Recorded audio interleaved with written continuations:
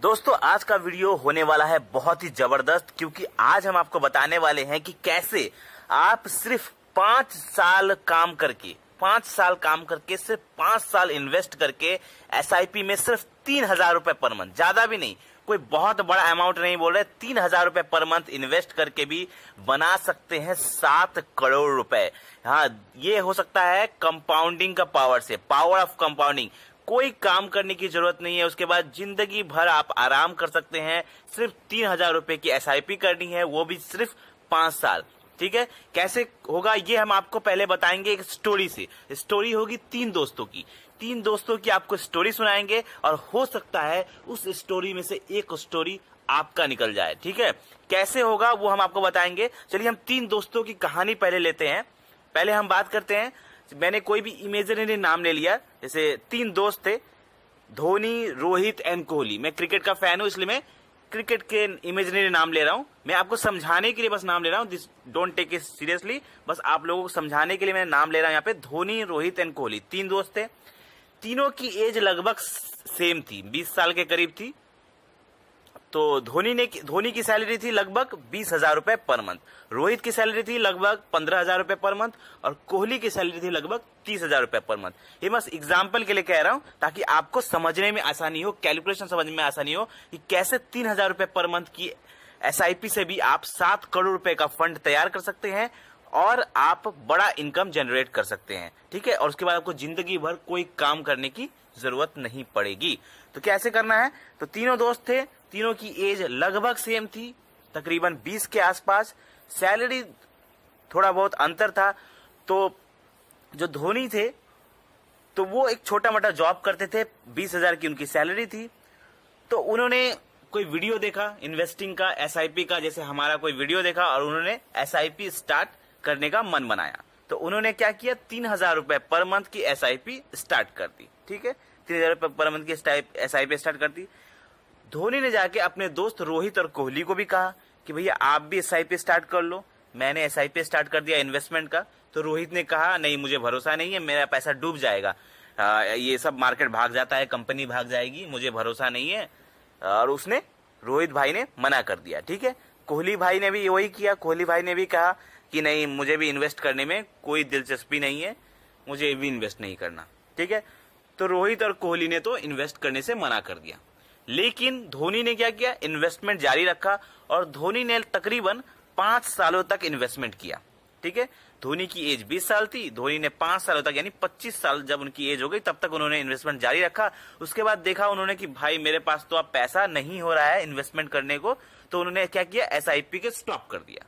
तो धोनी भाई साहब ने एसआईपी को स्टॉप कर दिया। लेकिन एक अच्छा काम किया उन्होंने कि एसआईपी तो स्टॉप किया, लेकिन पैसा नहीं निकाला, वहां से पैसा विड्रॉ नहीं किया।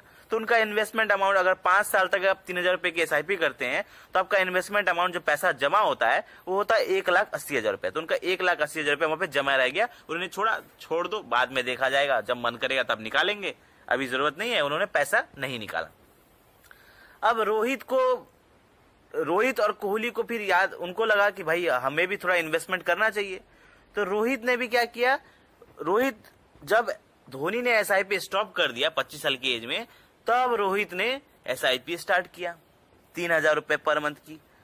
उन्होंने भी 3,000 रुपए पर मंथ की एसआईपी स्टार्ट किया। लेकिन वो भी ज्यादा साल नहीं चला पाए, वो भी 7 साल जैसा उन्होंने एसआईपी चलाया। लेकिन वो कब चलाए, जब उनकी एज 25 साल हो गई थी। तो 25 से लेकर 7 साल तक उन्होंने एसआईपी चलाया, मतलब तकरीबन जब उनकी एज 32 साल हो गई तब तक उन्होंने एसआईपी चलाया। उन्होंने भी एसआईपी स्टॉप कर दिया और उन्होंने भी पैसा नहीं निकाला। अब कोहली भाई साहब ने क्या किया, कोहली भाई साहब को अकल आया कब, 32 साल की उम्र में। जब रोहित ने भी एसआईपी स्टॉप कर दिया तब कोहली भाई को अकल आया, और कोहली भाई ने तब एसआईपी स्टार्ट किया 3,000 रुपए पर मंथ की। और उन्होंने एसआईपी स्टॉप नहीं किया, वो एसआईपी जारी रखे। कब तक, 65 एज तक, जब रिटायरमेंट की एज हो जाती है 60-65 साल के आसपास, तब तक उन्होंने एसआईपी जारी रखा। लेकिन धोनी और रोहित ने एसआईपी कब का स्टॉप कर दिया। धोनी ने 5 साल एसआईपी किया, रोहित ने 7 साल एसआईपी किया, और कोहली ने तो 32 साल की उम्र के बाद से पूरा 65 साल तक एसआईपी किया, लगातार एसआईपी किया, स्टॉप नहीं किया। अब तीनों की एज अब एक समान हो गई, 65 साल के आसपास। अब तीनों जब अपनी एसआईपी इन्वेस्टमेंट का रिटर्न देखेंगे तब आप देखेंगे कि तीनों में जमीन आसमान का अंतर है। ठीक है, धोनी, रोहित और कोहली की इन्वेस्टमेंट हम देखते हैं।